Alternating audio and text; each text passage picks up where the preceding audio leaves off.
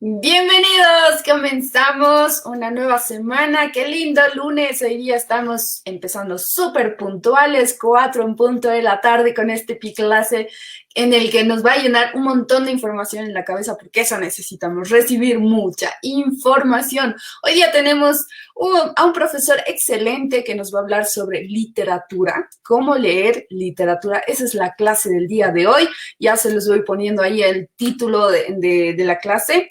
Doy la bienvenida a todas las personas que ya se encuentran en conexión a la transmisión del día de hoy. Bienvenidos a todas las personas, Daniela, Ceci, Liz, Hugo, quienes ya están conectados y nos están mandando mensajes en los comentarios. Vamos a ir leyendo algunos. Dice, buenas tardes, Pica, Bolivia, saludos desde Montero, lista para las Piclases.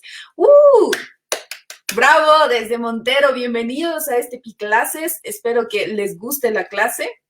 También está Hugo, está Nancy, así que bienvenidos a todas las personas, ya vamos llegando. Hola, Caticita, dice Hugo. Hola, Hugo, mucho gusto, espero que te guste la clase del día de hoy. Bienvenidos sean. No se olviden que hoy día también tenemos una clase más tarde a las 5 de la tarde, así que todos listos para las clases de hoy.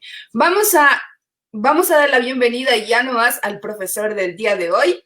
Él es Alan Castro, es un gran literato, un escritor de poemas, además que hace también novelas. Recientemente ha publicado recién su segunda edición de una novela que se llama Aurificios. Así que si quieren leerla, si quieren conocer un poco más acerca de este excelente escritor, ya, vayan, busquen de dónde pueden comprar, dónde lo pueden conseguir. Así que ahí en las redes sociales seguro hay un montón de información. Igual les vamos a dejar los datos del profe para que puedan averiguar. Y seguramente Alan nos va a dar bastantes datos de dónde lo podemos conseguir. Y hola Alan, ¿cómo estás? Hola, ¿cómo estás, Catherine? Un saludo.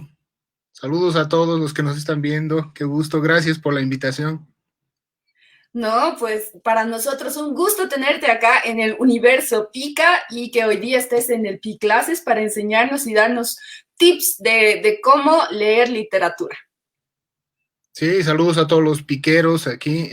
Vamos a ver algunos tips, como tú dices. Primero de cómo leer literatura y luego les voy a dar una fórmula súper sencilla para sintetizar un cuento que van a ver que les va a encantar y va a ser bien, bien facilito de usarlo. Muy bien, me parece totalmente útil, así que todos con su papel y su bolígrafo atentos, ya vamos a comenzar la clase. Quiero hacer el último llamado a los chicos y chicas que se han inscrito a la clase mediante el Google Forms que han llenado antes de que nosotros comencemos la transmisión. Así que si llegan más tarde, está bien, yo voy a estar atenta para ponerlos en pantalla y puedan preguntar y puedan recibir respuestas y todo durante la clase. No se preocupen, vamos a estar ahí atentos. Y también a todas las personas que están en la transmisión, pueden mandar sus preguntas, sus consultas mediante los comentarios si es que no lograron inscribirse. Así que todos vamos a pasar la clase en el aula digital o en la transmisión del Facebook Live o del YouTube que tenemos ahora, así que todos atentos. Cuando tú quieras, Alan. Ok, gracias. Entonces, empezamos de una, ¿no? ¿Sí? Ya. Bueno, hoy día vamos a ver cómo leer literatura. Puede parecer un poco raro porque uno simplemente lee y ya está. Pero bueno, leer no solamente es pasar las palabras, ¿no? Sino hay otro trabajo ahí dentro de la lectura que se va haciendo. Entonces, para empezar, se los voy a leer una descripción de un libro y quisiera, si pueden, cerrar los ojos o solamente imaginar lo mejor que puedan lo que les voy a describir. ¿Qué les aparece en su cabeza cuando yo les leo esto? ¿Qué se imaginan? ¿Qué imágenes les vienen a ustedes, no? Esta es la descripción, se los voy a leer. Dice, gente diminuta, más pequeña que los enanos, menos corpulenta y fornida, pero no mucho más baja. La estatura es variable, entre los 70 y 120 centímetros. Hoy pocas veces alcanzan el metro, pero se dice que en otros tiempos eran más altos. Visten ropas de brillantes colores y preferían el amarillo y el verde. Muy rara vez usaban zapatos, pues las plantas de los pies eran en ellos duras con el cuero, fuertes, duras como el cuero, fuertes y flexibles. Entonces quiero ver qué se han imaginado. Cada uno seguramente se ha imaginado algo totalmente diferente al otro, o en algo diferente al otro. Incluso si no fuera una descripción, si solo yo diría, digamos, perro, cada uno tendría un perro diferente en su cabeza, ¿no? Cada uno tendría el perro de su infancia o el perro con el que juega ahora. O si yo digo árbol, digamos, tendría igual otro árbol. Nadie tiene el mismo árbol. Entonces, lo interesante de la literatura es que las imágenes que despierten uno son muy propias, salen de uno mismo, ¿no? En cambio, a ver, les voy a mostrar aquí una presentacioncita. Denme un cacho. A ver. Aquí, por ejemplo, en realidad yo estaba describiendo a los hobbits, pero no sé si ustedes se han imaginado a estos personajes, digamos, a estos actores, en realidad, ¿no? He leído la página 10 de La Comunidad del Anillo, del Señor de los Anillos de Tolkien, y aquí hay una imagen de la película del mismo título del director Peter Jackson. Entonces, Peter Jackson, que es este director de cine, se ha imaginado lo que les acabo de leer, se lo ha imaginado así, ¿no? Ahora, en el texto, por ejemplo, decía que les gustaba mucho el amarillo y el verde, pero aquí no hay amarillo, excepto aquí un poquito de amarillo, digamos, y aquí verde, pero se los ha transformado en realidad, ha visto de otra manera a los hobbits. Entonces, cada uno tiene esta forma de ver lo que uno lee, y en el cine medio que te imponen una visión. O sea, yo he tenido, digamos, no sé si mala suerte, pero digamos, el destino de haber leído el libro después de ver la película, ¿no? He visto la película de Peter Jackson y después recién he leído el libro. Y lo malo era que me imaginaba lo que me imaginaba a este cuate que se llama Elijah Wood, digamos. Me imaginaba a estos actores en vez de imaginarme lo que yo me hubiera imaginado, y me preguntaba qué me hubiera imaginado. Por ahí hubiera sido una cosa increíble. Y ni siquiera pensar en cómo me hubiera imaginado a la araña gigante y todos los, a Gandalf y todos los bichos que pueblan este mundo de Tolkien, digamos, ¿no? Otros se han imaginado así, digamos. Fíjense, estos otros, este parece más un duende, digamos, un duende con su palito, etcétera. Y este más parece un gnomo, ¿no? Más gordito. Los dos tienen sus pies peludos, es interesante, esas cosas como que sí han tomado más en serio. Este usa amarillo y verde, digamos que ha hecho bastante caso a la idea eh, de Tolkien. Este no tanto, un poquito de verde nada más. Y eso es lo que quería mostrarles, ¿no? Entonces, parece que cuando leemos, las imágenes salen de nuestra imaginación y de nuestra memoria, de las dos cosas, y hay como una fina línea que puede dividir imaginación y memoria. Les quiero mostrar otra imagen ahora. A ver. ¿Están viendo la imagen ahí? ¿Verdad? Sí. Ya. Si yo les digo cuál es la paloma de la paz, digamos, ¿cuál dirían que es? O sea, es que se puede entender de dos formas, ¿no? La paloma de la paz, o sea, del... o sea, Claro, siempre la exactamente. dibujan esta. Y si es de la ciudad de La Paz, es la otra, ¿no? La gris. Ah, excelente, claro. Pero digamos, la paloma, si yo les hago así, paz y amor, digamos, ¿cuál escogerían para mandar, digamos, en sticker por WhatsApp? La del Escogerían dibujito. esta, digamos. Sí, exacto. Porque si pongo esta y les hago así paz y amor y mando esto, va a decir, ¿se está haciendo la burla o qué? ¿No? Entonces parece que hay algo en nuestra imaginación y en nuestra memoria humana que da más realidad a los símbolos que a los seres u objetos reales. O sea, esta es una paloma, digamos, paseña, ¿no? Y esta es una paloma de la paz. Entonces, parece que hubiera algo en nuestra cabeza que nos hace entender mejor esto que es irreal. Yo nunca he visto una paloma así, digamos, menos agarrando una cosita, o sea, no he visto la verdad. En cambio de estas he visto miles, ¿no? Entonces, ¿por qué esta nos significa algo y esta se vuelve más un objeto real? Es porque esta es una idea y esta es una paloma. Entonces, esta es la idea y esta es la paloma. Lo mismo pasa con cualquier cosa que yo hable, cualquier palabra se vuelve idea. Todas las palabras se pueden volver idea en cualquier rato. Si yo digo mesa, digamos, ahorita ustedes se pueden imaginar una mesa, no el candidato, por si acaso. Si yo digo mesa, se imaginan una mesa, ¿no? Ya, está bien. Pero ¿qué tal si yo les digo, están usando su cama como mesa? Porque les estoy viendo escribir encima de su cama, digamos. Entonces ya no hay mesa. O si doy la vuelta a un basurero y empiezo a escribir encima del basurero y lo vuelvo mesa, ya no hay la mesa no existe. La mesa se vuelve una idea, se vuelve un concepto, pero la mesa como tal ya no existe, solo existe la palabra mesa. Entonces, estamos entrando a otra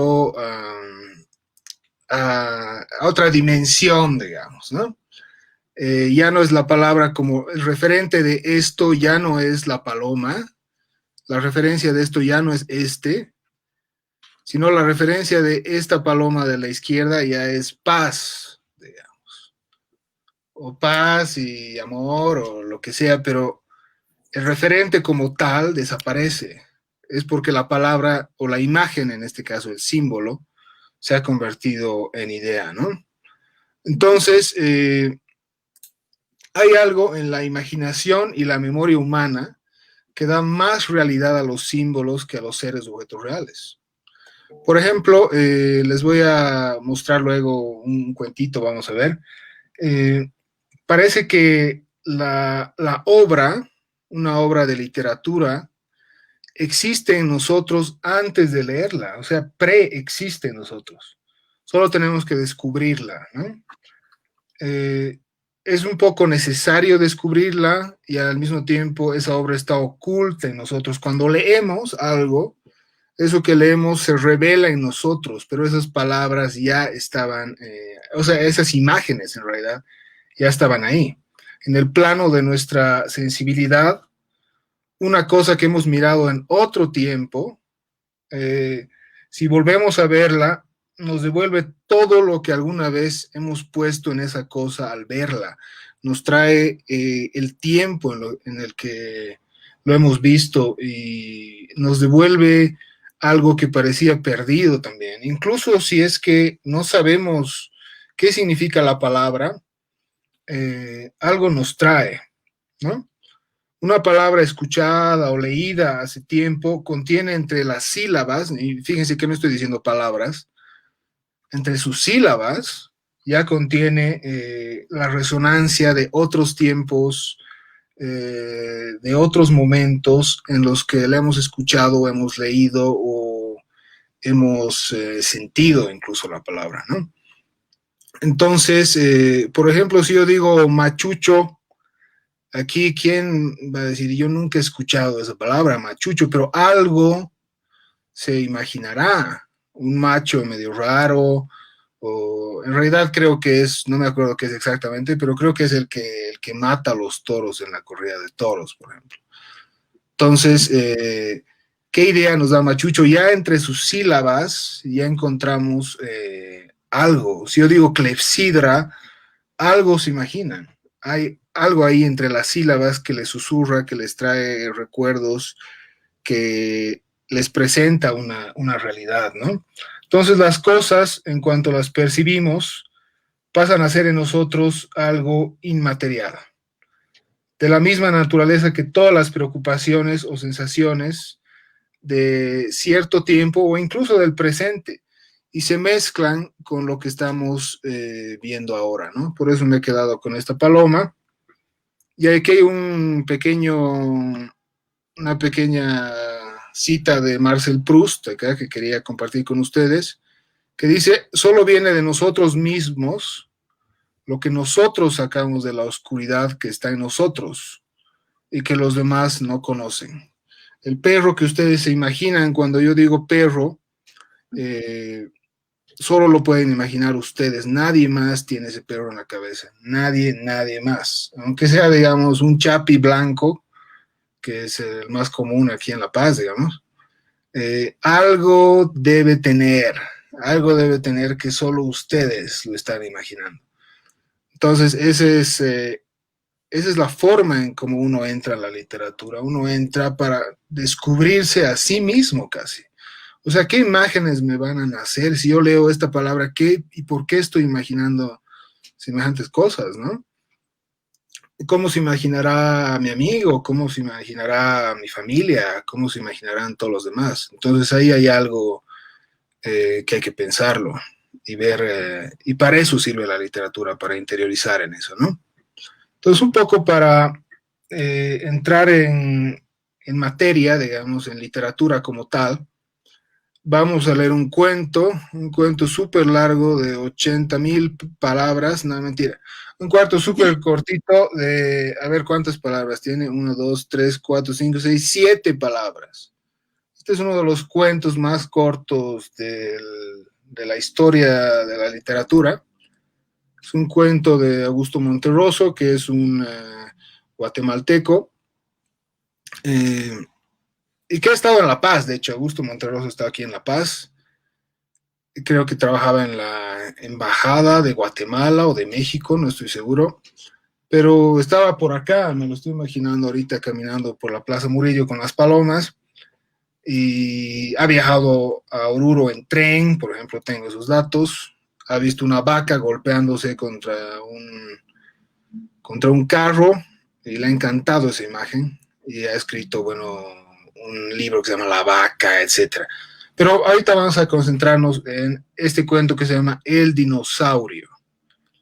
El dinosaurio, a ver, ¿qué se imaginan con esto? Son 7 palabras, como decíamos, y ¿qué se imaginará cada quien con esto? A ver, leeremos. Dice: cuando despertó, el dinosaurio todavía estaba allí. Ustedes dirán: qué macana este cuento, o sea, ya, ¿qué me importa el dinosaurio? ¿Qué tiene que ver despertar? Pero la manera de leer literatura es ver qué está diciendo esto, porque esto puede ser gigante, ¿verdad? Yo puedo escribir un libro entero sobre estas 7 palabras. Aquí hay 2 cosas que nos hacen imaginar, que gatillan nuestra imaginación, nuestra memoria, y que hacen crecer este cuento en una magnitud incontrolable, digamos. Una es dinosaurio, obviamente. ¿Qué dinosaurios estarán imaginando ustedes? No sabemos.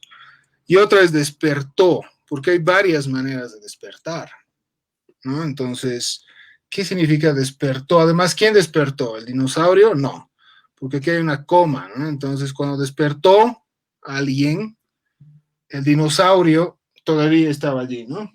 A ver, creo que me están siguiendo, ¿sí? ¿Estoy bien? Sí. Perfecto. Entonces, entraremos primero a esta imagen del dinosaurio. El dinosaurio, a ver, según el diccionario, es grupo de reptiles fósiles que vivieron, ya, ustedes saben esto, saben que es un dinosaurio. Pero ¿qué ideas nos puede dar el dinosaurio? Nos puede dar miles de ideas. Aquí he puesto algunas. Por ejemplo, la idea de que es prehistórico, extinto, desaparecido, antiguo, arcaico, arcaico es más que antiguo, ¿no? Enorme, monumental, gigante, monstruoso, también puede ser monstruoso, espantoso, inhumano, o sea, no es humano, cruel, sanguinario, ovíparo, que es más gentil, digamos, ovíparo, reptil, es decir, que tiene todos sus amigos reptiles, víboras, etcétera, saurio, los lagartos, o sea, que pertenece a esa familia que todavía quedan como resabios de los dinosaurios en el mundo de hoy. Entonces tenemos todas estas ideas de dinosaurio, fíjense, son varias. Todo eso puede significar que cuando alguien ha despertado, lo prehistórico seguía ahí, o cuando alguien ha despertado, lo cruel seguía ahí, lo sanguinario seguía, lo monumental seguía ahí, un reptil estaba ahí, algo gigante, algo monstruoso, o sea, cualquiera de esos puede funcionar. Depende cómo se imaginen ustedes al dinosaurio, ¿no? Y lo mismo pasa con despertar. Aquí sí vamos a leer la definición del... Tiene dos definiciones en el diccionario. Dice, hacer que alguien deje de dormir o interrumpir el sueño de alguien. Y dos, hacer que surja en alguien un recuerdo, despertar un recuerdo, ¿no? Un sentimiento, un deseo, una idea, o hacer que se manifieste algo que estaba latente, despertar un amor, digamos, ¿no? Entonces, fíjense todas las ideas que salen de despertar, nacer, alguien que se despierta, nace o renace, germinar, despabilarse, desvelarse, desadormecerse, evocar, o sea, recordar, ¿no? Recordar, avivar, animar, renovar, emerger, comenzar algo, regresar de algún otro mundo, ¿no? Entonces, solamente con estas ideas ya podemos meternos a este cuento y este cuento se vuelve gigantesco y se vuelve un dinosaurio gigante y monumental y etcétera, ¿no? Entonces, cuando despertó, podemos decir, cuando nació, lo espantoso seguía ahí. O cuando regresó, fíjense, cuando regresó, lo antiguo seguía ahí. Entonces ya podemos entrar a miles y miles de mundos. Pero lo más interesante es qué es lo primero que te has imaginado tú. Porque, bueno, para hacer un análisis podríamos ver todas las posibilidades de qué es un dinosaurio y todas las posibilidades de qué es despertar. Pero si te acuerdas cómo te lo has imaginado tú, ya puedes ver cómo entiendes tú, qué idea te ha nacido de esto, ¿no? ¿Qué idea tuya has descubierto en esto? Alan, ahí hay una pregunta que se relaciona mucho en los comentarios que habla sobre cuál es la idea de la idea, o sea, cómo se crea la idea. La idea, ahorita les voy a mostrar justo eso. Por ejemplo, la idea generalmente se crea a partir de la imaginación y esa imaginación te da un sentido. Aquí les voy a mostrar precisamente eso. Fíjense, ¿qué tal si yo me hubiera imaginado este dinosaurio, digamos, con este cuate que se está asustando, y este despertar, que es un despertar un poco intranquilo, ¿no? Entonces, ¿qué tal si esta señorita, si se ha soñado algo, se ha soñado esto y ha despertado y esa sensación seguía ahí? Entonces, la idea tiene que ver con esta sensación y esta imagen, la relación de una imagen con una sensación. Esa es la idea. Así se crea una idea. Hay una imagen, esa imagen te produce una sensación, le da un sentido a algo, por ejemplo, lo de mesa, ¿no? Si yo decía mesa, al comienzo ya vemos ya una cosa real, una mesa de verdad, pero luego se vuelve puede ser una tabla, puede ser algo largo, ya se vuelve idea, o sea, hay una sensibilidad ahí, yo entiendo que sirve para ciertas cosas. Entonces, así se crea la idea, a partir de la sensación, y aquí le he puesto idea, pero debería haber puesto imagen. Sensación e imagen. Entonces, aquí queda esta imagen y se reproduce en esto. Por ejemplo, esta podría ser una interpretación, esto ya podría ser un meme, ¿no ves? A Sí, partir de una idea. O sea, por ejemplo, un meme es una idea. Te deja unas sensaciones, es una idea bien clarita que te dice esto y esto. Ping. Entonces, te está creando la sensación de algo, transformando algo. Además, por montaje. Este es un montaje, ¿no? Las ideas generalmente nacen por montaje, cuando juntas dos cosas que nunca habían sido relacionadas antes, pin, las pones y emerge ahí una idea, ¿no? claro. Esa es la clave de la idea. Entonces, aquí la señora podríamos interpretar, si es que esto fuera un meme del dinosaurio, podríamos interpretar que el dinosaurio para ella es algo, un mal sueño que le sigue pesando durante el día, ¿no? Podría ser una interpretación, pero el dinosaurio tiene muchas más interpretaciones. Y eso es lo rico de la literatura, que no se queda con una sola imagen, sino que puede producir varias. Y así hay que leer literatura con esa polisemia, así se llama cuando algo tiene varios significados, ¿no? Polisemia. Entonces hay que tratar de ver todos los significados posibles, ver qué se imaginaría tu amigo, qué se imagina tu mamá, qué me imagino yo es lo más importante siempre, que se imagina cada uno. Y eso, ¿no? Entonces eso les quería mostrar y decir que la literatura por eso no se limita a describir cosas, no es una descripción, no es una visión única de las cosas, de las superficies, no es algo realista, digamos. Porque en realidad eso empobrecería la realidad. Si yo digo, esta es la explicación del dinosaurio y no hay otra, estoy destruyendo todas las posibilidades que tiene. Si yo les digo, los hobbits, digamos, son estos y no hay otros, estoy arruinando toda una posible imaginación de lo que podría ser. Entonces, hay que tener cuidado. O digo, este es el único hobby, digamos. Este es falso. O sea, no puedo, no hay caso de hacer eso con la literatura. La literatura, como es palabra, son ideas, no son imágenes cerradas y puras. Pueden ser lo que sea. Eso es lo rico. Entonces, si ves una película de un libro, esa es una versión del libro, pero puede haber muchísimas y muchísimas más. No siempre la idea va a tener mucha más riqueza. Ok. Entonces, ahora sí, vamos a... Espera, Acá, ¿tienes una pregunta? Perdón, dime. sí, hay una pregunta que está muy relacionada con esto del tema de la imaginación. Dicen, si la idea es imaginación, ¿puede estar equivocada? La idea no puede estar equivocada porque la idea no está defendiendo nada. La idea es una idea. Entonces, digamos, yo tengo la idea de que es bueno tirarse de un puente, digamos, ¿ya? Que digamos, podría ser una mala idea, ¿no? Entonces, no está equivocada, o sea, no hay, es solamente una idea. Ahora, si eso se vuelve real, ya, ¿no? Pero si alguien ha tenido la idea, yo puedo entender por qué alguien ha tenido esa idea. No es equivocada, simplemente se vuelve algo que refleja el pensamiento de otra persona.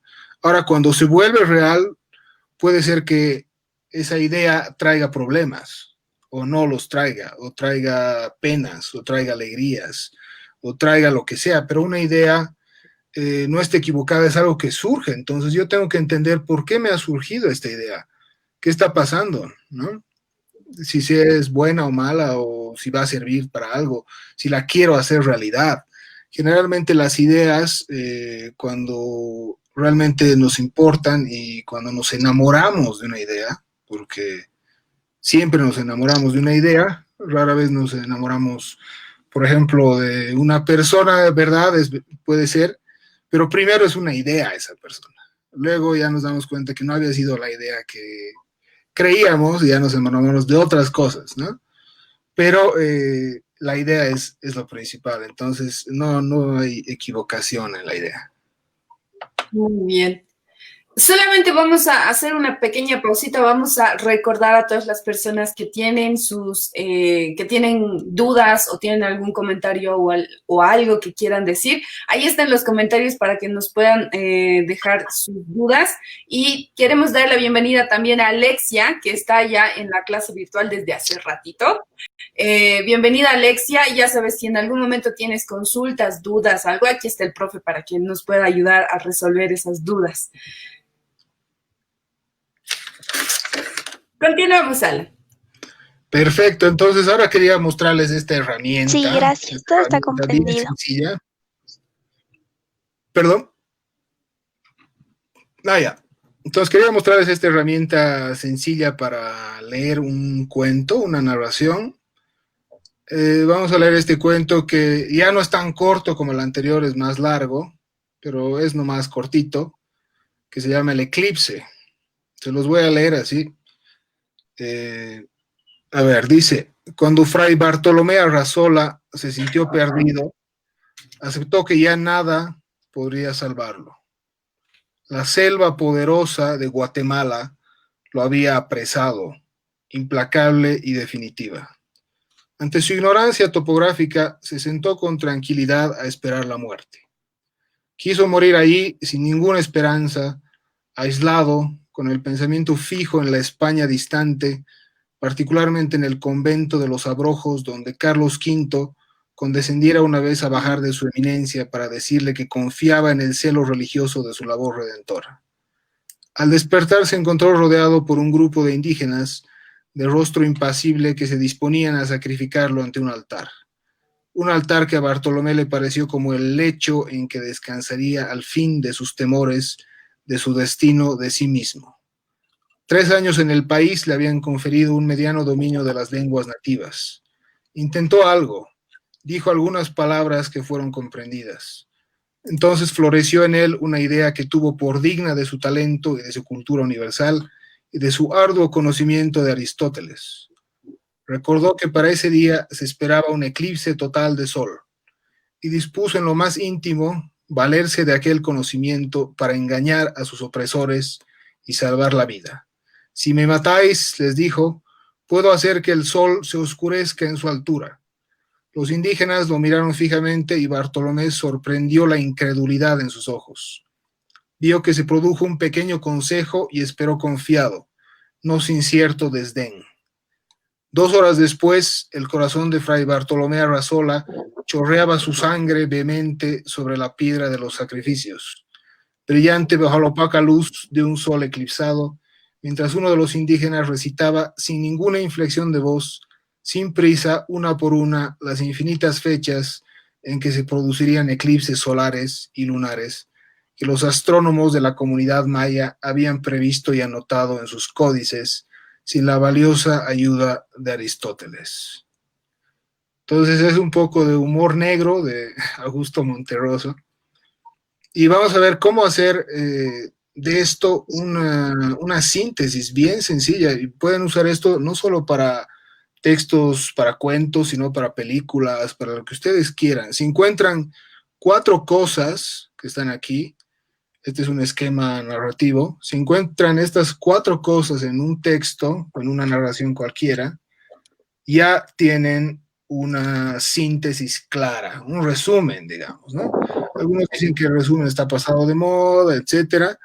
Puede ser, pero cuando haces un resumen, cuando entiendes bien un texto, como sacarle una radiografía. Entonces, cuando ves la radiografía, ya lo tienes captado tú. Entonces, la mejor manera de ver si has entendido o no un texto. Y encontrando estas 4 partes, lo entiendes. La primera es la situación inicial. ¿Cómo comienza? El cuento comienza con Fray Bartolomé Arrazola perdido y sentándose para esperar la muerte. No hay opción. Así comienza. 1. Elemento modificador significa algo que ha cambiado su situación. Él está esperando la muerte al comienzo y de pronto, bueno, se había dormido y de pronto despierta y se da cuenta que está rodeado de gente que lo quiere matar. Ahí ha cambiado la situación. 2, ya no está esperando la muerte, sino que ahora lo quieren matar. La solución, su solución es para salvarse, decirles que va a haber un eclipse y que si es que lo matan, él va a hacer oscurecer el sol. Él sabe que hay un eclipse, entonces dice que él va a hacer oscurecer el sol si lo matan y piensa que así se puede salvar. 3. Y situación final, ¿cómo termina? Que no le dan bola, porque ellos saben que va a haber un eclipse. Entonces lo matan igual. 4 cosas. Entonces, a partir de estas 4 cosas, en cualquier narración están, en cualquiera, en todas. Imagínense cualquiera, si quieren me preguntan de una en específico ahora y la revisamos. Pero, por ejemplo, fíjense, situación inicial. Fray Bartolomé Arrázola se haya perdido en la selva y espera la muerte. Elemento modificador. Fray Bartolomé se despierta rodeado de un grupo de indígenas dispuestos a sacrificarlo. Solución. El fray, gracias al conocimiento de Aristóteles, recuerda que ese día habrá un eclipse y quiere engañar a los indígenas amenazándolos con hacer oscurecer el sol. Situación final. Los indígenas sacrifican a Fray Bartolomé Arrázola mientras uno de ellos repite las infinitas fechas en que se producirán los eclipses previstos por los astrónomos de la comunidad. Tienen todo, aquí no falta ninguna idea de las que están en este cuento así de largo, digamos. Con estas palabras tenemos todas las ideas claves esquematizadas. Entonces podemos hacer un resumen de lo que sea en un cacho, digamos, súper rápido. Aquí ya está la síntesis hecha, ¿no? Este sería el resumen. El cuento El eclipse del escritor guatemalteco Augusto Monterroso trata sobre las últimas horas de vida de Fray Bartolomé Arrázola. Este religioso español está perdido en la selva y espera tranquilamente la muerte. Tras quedar dormido, se despierta rodeado de un grupo de indígenas que está dispuesto a sacrificarlo. El fray, gracias a su conocimiento de Aristóteles, recuerda que ese día habrá un eclipse y quiere engañar a los indígenas amenazándolos con hacer oscurecer el sol. Sin embargo, los indígenas no le creen y lo sacrifican, mientras uno de ellos repite las infinitas fechas en que se producirán los eclipses previstos por los astrónomos de la comunidad. Entonces aquí, ¿qué significa eclipse? Ya no significa solamente eclipse de sol. Aquí, ¿qué es lo que eclipsa en realidad?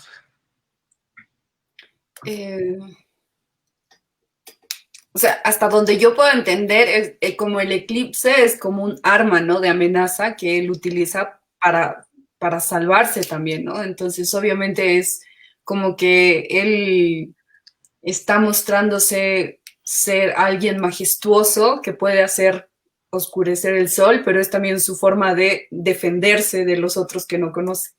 Claro, es verdad. Y piensa que su sabiduría, no sé qué, va a ayudarlo, pero en realidad lo que eclipsa es su propia Se sabiduría. aprovecha de la inocencia de los indígenas. Exacto, se aprovecha de eso, pero le sale mal. Al final lo que eclipsa es su propio conocimiento, ¿no? Exacto. Entonces ya se vuelve una idea, él venía de España, no sé qué macanas, y los otros sabían de memoria todas las fechas de todos los eclipses de la historia. Entonces lo que eclipsa es esa sabiduría occidental, digamos, en este caso, ¿no? Sí. Entonces fíjense cómo la palabra eclipse ya no significa solamente un eclipse de sol, no es algo, no está haciendo referencia solo a eso, sino a varias otras cosas. Podemos ver toda la historia de América a partir solamente de la idea de un eclipse, ¿no? Sí. Y podríamos incluso ir más allá, o sea, podríamos meternos a cosas más graves todavía. Por ejemplo, fíjense esto, a ver. Al despertar se encontró rodeado por un grupo de indígenas. ¿Acaso no nos está haciendo recuerdo a esto? Cuando despertó el dinosaurio todavía estaba allí. ¿Acaso en los dos cuentos no hay esta idea de que alguien despierta y la muerte está medio que cerca o inminente? Entonces podríamos entrar a toda la obra de Monterroso solo a partir de esta idea. Como que esa idea se repite. Ya no es el dinosaurio, ya no es el eclipse, sino hay algo con el despertar y estar rodeado y estar amenazado de muerte, ¿no? Entonces, podríamos entrar mucho más, o sea, cada idea, podríamos relacionar con nos hacemos la burla, etcétera. Entonces, por ahí va la cosa, no sé qué les ha parecido? Yo creo que es algo muy relevante el hecho de entender como tal, ¿no? Entonces, obviamente ahorita nos has dado este gran tip de entender palabra por palabra, porque cada palabra es una idea. Entonces, estas ideas cortas también generan una idea más global, que es mucho más grande, que tiene más significados aún. Exacto, entonces Analizar las palabras para sacar nuestras propias conclusiones a los demás. eso, analizar, o sea, ver por qué estamos pensando así y por qué el autor ha pensado así y cómo piensan los demás y sus otros cuentos, ¿acaso no está pensando lo mismo también? Hay algo ahí que se repite, ¿no? Eso es lo rico de leer literatura y esa es la manera de leer la literatura. Alan, ¿qué pasa cuando la gente no tiene mucha imaginación y no puede crear así como tal? Dejen incógnitas. A ver, cuando la gente no tiene mucha imaginación, yo creo que eso es tener mucha imaginación, o sea, pensar que no tienes imaginación, para mí es tener mucha imaginación. O sea, si alguien dice no tengo mucha imaginación es porque se está imaginando que no tiene mucha imaginación. Entonces, tiene imaginación, todos tenemos una imaginación así increíble, no creo que haya gente que no tenga mucha imaginación. Tal vez hay gente que es más referencial, ¿no? O sea, que se imagina cosas más concretas, ¿no? Eso puede ser, pero eso ya es un tipo de mi imaginación y eso hay que llevarlo a su máximo poder.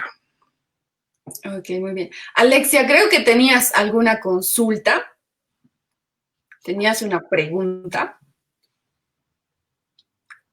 Creo que no está. Ahorita va a volver, seguro. Vamos a ir con una pregunta de los comentarios. Nos dicen, si escucho un audiolibro en vez de leerlo, ¿pierde su esencia? En realidad lo que pierde es el ritmo, ¿no? Porque uno cuando lee tiene un ritmo especial de leer. Uno tarda, yo tardo, por ejemplo, no me gusta leer rápido. Entonces, cuando uso audiolibros, que sí los escucho alguna vez, me cuesta mucho seguirle, porque, no sé, está hablando y yo estoy pensando, ¿qué voy a hacer mañana? Digamos, mientras está el otro sigue leyendo y yo estoy pensando en otra cosa, entonces ya me he perdido. Y eso pasa igual cuando uno lee, o sea, no es que a todos nos pasa eso, no es que alguien por chakra se olvida de que está leyendo, ¿no? Simplemente estamos leyendo y una palabra nos hace recuerdo, ¿qué será de mi abuela? Digamos, o cualquier cosa. Entonces, ese es el problema del audiolibro, ¿no? Me parece que cada uno tiene su ritmo de lectura y que te imponga a alguien un ritmo es un poco complejo. Yo cuando escucho audiolibros generalmente repito y repito y repito el mismo capítulo varias veces para realmente entenderlo, porque si no me cuesta mucho, porque me gusta volver, releer. Esta idea de la lectura rápida, por ejemplo, a mí me parece que no funciona para nada, ¿no? No sirve, hay que degustar cada palabra. Yo me puedo quedar en una oración horas para ver del dinosaurio, una hora. ¿No? Entonces, es bien difícil el audiolibro para mí, pero si les funciona, bueno, está bien. Ok, Alan, esta parte que nos hablabas al inicio y nos decías que tú habías visto primero la película de El Señor de los Anillos y después leíste el libro. ¿Tú qué recomiendas a la gente que le gusta leer libros, pero también le gusta ver las películas? Primero la película, luego el libro, o primero el libro, luego la película. Por mi experiencia, me da mucha pena no haber leído el libro antes de ver la película, porque ya me imaginaba a los actores de la película mientras leía el libro. Entonces, me queda la duda y el dolor, digamos, de qué me hubiera imaginado yo, qué cosas hubiera, no sé, hubiera inventado en mi cabeza a partir de esas palabras. Entonces es un poco doloroso, digamos, no leer el libro antes de ver la película porque te queda la incógnita de que qué te hubieras imaginado, qué hubieras pensado. Claro. Alexia, ahora sí creo que ya estás con nosotros. ¿Tienes alguna pregunta?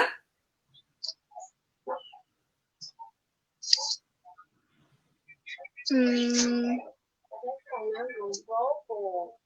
no, no, Ya, dale, sí. ninguna. Pero sí, Dale. estoy de acuerdo con que es mejor leer un libro, o sea, nosotros mismos, porque, o sea, yo he escuchado libros y me aburro y me quedo. En cambio, si yo lo leo, o sea, la historia, cuento, a la lectura que estoy leyendo, y entonces ya estoy ahí. Ya no, escucharlo me parece, ya no. Antes yo decía, sí, lo voy a escuchar y así me voy a ahorrar tiempo. Me he dado cuenta que no. Porque luego digo, ¿qué parte era? ¿Qué decía? ¿De qué se trataba? Entonces no se me entran. Entonces prefiero analizar, aunque me tarde el doble, pero igual mi comprensión para mí es mucho mejor. Sí, no está mal tardarse, a mí me parece bien tardarse. Yo igual me tardo y prefiero tardarme, ¿no? Porque es mejor leer bien un libro a leer 20 mal, digamos, ¿no? Claro. A ver, vamos con una pregunta del YouTube. Mm. Una de las personas, no sé si es chico o chica, pero nos pregunta y nos dice, si no me gusta leer, ¿puedo perder la imaginación? No, no creo, ojalá que no. Pero lo bueno de leer es que sí alimenta bastante la imaginación, pues porque como te obliga a ver cosas que no puedes, o sea, te imagina a ver en ti mismo, te imagina, te incita a ver en tu propio interior las cosas, entonces te hace salir miles y miles de imágenes. El cine te pone una imagen ahí, digamos, te dice, esto es así, pero el otro te habla y esas imágenes salen. Entonces, yo creo que sí fomenta, pero no creo que, o sea, espero que no pierdas la imaginación, no creo, sería muy triste, sería muy duro, ¿no? Espero que no. Sí, claro que sí, sería muy triste perder la imaginación y no poder imaginarte un día con luna y sol o una montaña o el Illimani con muchas flores también, que a veces hay una imaginación. Yo he tenido una de esas imaginaciones cuando era muy niña y lo sigo llevando conmigo porque igual, así como tiene nieve y en mi imaginación tiene flores, es muy hermoso para mí. Eh, Claro, ¿Alguien o imaginarnos, por ejemplo, ahorita esto más, imaginarnos que no vamos a salir nunca de nuestro encierro de ahorita, o sea, si no tuviéramos imaginación, nos hubiéramos quedado ahí. Entonces tenemos que imaginar qué podemos hacer para salir de aquí, entonces tienen que inventar vacunas, o sea, crear una nueva realidad, hacer estas clases, por ejemplo, ¿no ve? Entonces, todo eso sale de la imaginación. Si no hay imaginación, no se podría hacer en realidad nada. Nos hubiéramos quedado en la época de las cavernas, ahí golpeándonos entre nosotros, tal vez. Sí, exactamente. A ver, vamos con una pregunta más. La última pregunta nos dice Janice, si puedes recomendarnos algunos libros. Miles, pero a ver, ¿qué les No, puedo recomendar? dos súper importantes, así mira, me voy a anotar incluso. Yo espero que todos estén anotando en sus casas. Yo les aconsejo justo Augusto Monterroso. Eh, Hay uno que se llama La Sí, oveja yo ya me negra he y otras saltado. fábulas, donde está estos textos que hemos visto, creo. Ah, no, no está ninguno, pero Obras completas se llama uno de los libros de Augusto Monterroso y el otro se llama La oveja negra y otras fábulas. Ese les aconsejo totalmente. Luego, también les aconsejo Demian de Hermann Hesse. Creo que les encantaría ese libro, a mí me ha encantado. Y también les recomiendo los cuentos de Julio Cortázar. Grandes cuentos.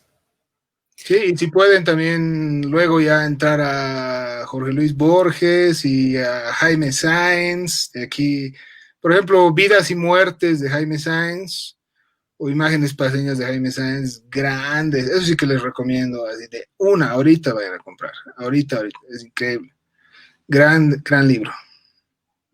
Muy bien, esas recomendaciones son importantes, chicos, chicas, si quieren empezar a trabajar la imaginación, trabajar esta parte de cómo leer, de cómo estar, cómo estructurar esta base, que a veces nos cuesta mucho agarrar un libro porque tenemos un montón de cosas que hacer en el día a día, pero nos tenemos que dar unos 5, 10 minutos, 30 minutos para leer un libro, así como Alan hace rato decía, tárdense, no importa, pero hay que leer. Entonces, estas recomendaciones de libros que ahora nos ha dejado Alan, yo creo que son vitales para que podamos empezar a tener ese gusto por la lectura y grandes autores además, ¿no? Son fabulosos estos autores. Sí, ya son clásicos, ¿no? Y siempre hay que, yo creo que partir por los clásicos y luego ya uno va formando sus propios gustos. Exactamente. Bueno, ya estamos al borde de terminar, tenemos que terminar esta clase porque ya en minutitos más tenemos una siguiente clase. Nos hemos extendido porque ha sido totalmente interesante hablar sobre este tema, responder las preguntas de las personas que han estado comentando ahí y también tenerla aquí presente a Alexia. Muchas gracias, Alexia.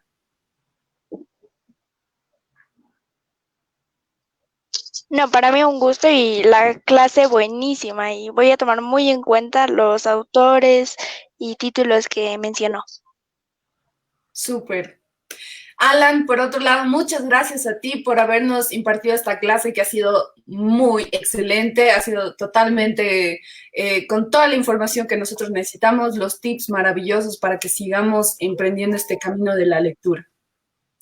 Gracias, Katy, y un saludo a Alexia, que está ahí, así un gusto conocerla, qué bien que ha estado y que le haya gustado la clase, qué alegría, y obviamente saludos a todos los que están ahí viendo, espero que la hayan pasado bien y que lo hayan disfrutado. Gracias. Sí, lo hemos disfrutado, todos han estado ahí atentos, preguntando a todas las personas también que se han conectado a esta transmisión para tomar la clase de cómo leer literatura. Ha estado súper buenísima. No se olviden que esta clase va a estar en la fanpage de Pica Bolivia, así que si quieren la pueden volver a ver, la pueden compartir con otras personas. Y nada, muchas gracias a todos, de verdad, muchas gracias Alan, Alexia, que han estado junto con nosotros esta tarde. Muchas gracias a todos. Y con esto nos despedimos, les pedimos a todos que sigan atentos a las transmisiones que vamos a realizar con los Piclases en toda la semana. Chao Alan, muchas gracias. Chao Alexia. Chao, gracias a todos, saludos a Pica. Saludos. Chao, chao a todos.